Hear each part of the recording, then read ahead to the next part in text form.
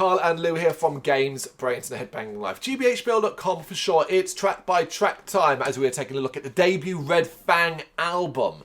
Red Fang, self-titled. It is the American stoner metal band released in 2009 on the Sargent House record label. Did you know this? Because I didn't until I read about it. It combined their actual first two releases. So this actually is the two limited released EPs they put out before this. This is a combination of those two EPs put into one to create a debut album, and it goes. No, I didn't know that. There you go. Yep. So that's how it actually is. I don't know if necessarily I would have picked out and been able to sort of identify where one EP ends and another begins, because they are very much musically very similar sounding stuff. But yeah, I was like, oh, okay, I didn't know that. We've had that with other bands. We have. It's been obvious. Because they were. Here's the thing: if they were widely available EPs, it would have been a terrible idea. But because they were limited release, I don't know what the limitation was, but I imagine it's probably no more than a couple of hundred copies. Yeah. Then they're already gone. They're out. They're gone. Yeah. So you might as well put them together in an album, particularly as you've now signed to a label, which was Sargent House, and then you're going to put it out that way.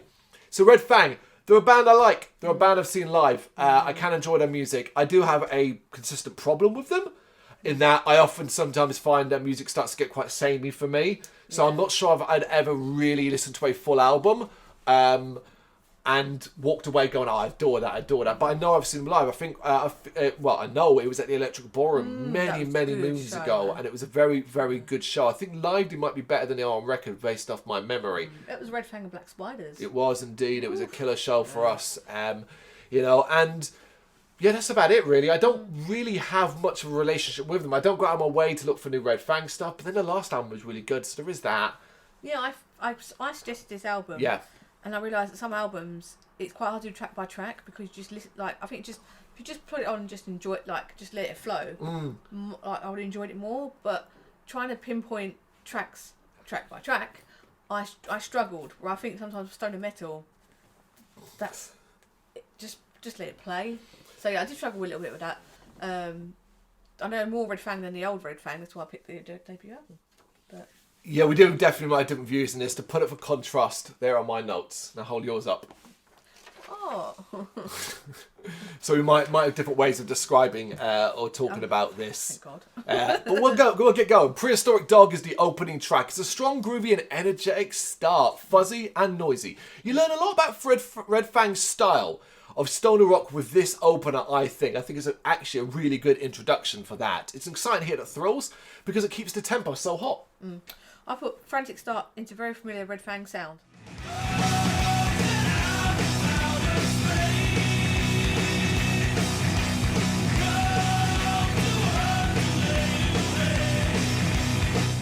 So that's kind of, we've got familiar for you, but if it's your first time ever coming into this band, maybe hearing this debut album, I think it's a great start. Great intro, yeah. Nice crunchy guitars and the pacing's really good. It is indeed. Reverse Thunder comes up next, keeping things hot and heavy. This is also a groove monster, but I think the riffs are stronger here than the opener. It really flies me, get a much more notable variation of vocals too. I'm actually sure I've heard this one live, as the rhythm is quite familiar to me. I like the guitar twang on this one and the muted vocals. I didn't find it grab me though. Okay. There's other tracks on this one. Night Destroyer. No change here, it's energetic and groovy as hell. A bit cleaner on places, but still with that tinge of fuzziness that makes up a lot of this record and Red Fang overall. That being said, it's probably one of the more uninteresting tracks in the record for me. Oh, I really like this one. I thought frantic and heavy, feels very dive bar fight for me. Like guitars are wailing, bottles are smashing, so I really appreciated that. Take different things from it then. As then we get Humans Remain, Human Remains. Say that fast. Yeah. We've had a ton of short slices, and now it's time for Red Fang to really stretch the musical muscles. This is a second short of 6.5 minutes, and changes the tone of the record. A long drawn-out guitar whine introduction leads to a nice bass drum combo as this track takes a measured, psychedelic approach. It is off kilter, especially as that whine continues and we get additional guitar melody before everything hits, and we get darker and danker heaviness. This is an excellent track. Yeah. This is my jam. I put nice atmospheric feedback standing start. It builds you up, and I like this darker, slower track.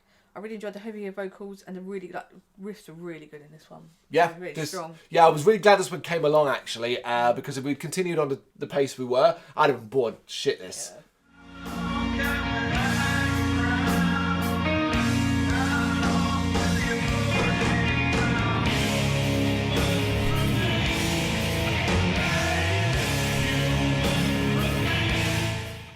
Good to Die.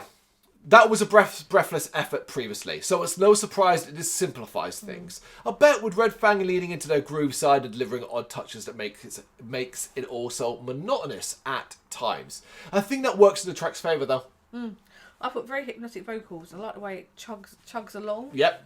I like the way intensity builds to a frantic end. Kind of just pulls your rug out. There you go. Pulls the rug out. Yeah. Bird on Fire. Here's the first real energy hit of the second half of the album. Sharing much in common with the opener, it's all about fast-paced groove and intensity. A little rawer in places. I like it. I really like it. I quite enjoyed that. Yep. I think it comes at a good place as well. Because it reminds you, like when you kind of see them live, that kind of mirrors that in the album, having that rawness as well. Nice pace on this one. The guitar's wailing as part of the vocals is a nice touch. Do you know what I mean by that? Yes, yeah. Of course I know what you mean by that, yeah. You're asking me. No, sometimes when I wrote it, I was like, does that make sense in my head? But yeah, I like that one. Wings of Fang. I really think this track takes some of the cues from punk, and it certainly is one of the more uncouth efforts on the album overall. It's also under 3 minutes and has some snarling vocals and jabbing riffs. Red Fang have a great rumble, and it feels like this is a really good live. This would be a really good live track. This song feels chaotic but doesn't outstay its welcome. That is important here, I think. Yeah, under 3 minutes. It's not too long. Speaking of short, those sharks. This is even shorter than the previous track, featuring a cowbell and it has some punk fire. I do like the off-kilter pace, though, and those exclamation point guitar squills are cool. I really like the unhinged nature of this one. Nice and fast-paced, feels meaty. So it's good it wasn't kind of dropping the ball on the end. But then kind of that makes sense if this is like 2 EPs put together. Yeah, there's no dropping off. There's no... Like, yeah. Oh, we're back in. Yeah, because I didn't look. I didn't look. But I thought I thought it would either be Good to Die or Bird on Fire was the start of the second one. Yeah, that would make sense. It would. Yeah. Okay, penultimate track though. Wells and Leeches. Chances are you've heard this one live. This is a nice and heavy sounding number. The bass really drags this one down into the darkness, but the vocals are spitting fire here. The moodiest sounding track in the whole album, and the variation in the tempo reflects that. Ain't no one expecting the sudden melody-led drop though. Yeah. Yeah. Comes out of nowhere. I really appreciate it. Yeah. I like this track, and it gave you like moments to pause in it as well. Like it was heavy, it gave times to pause. Yeah, I really like this one. I like it too. Yeah, I like it too. Ending.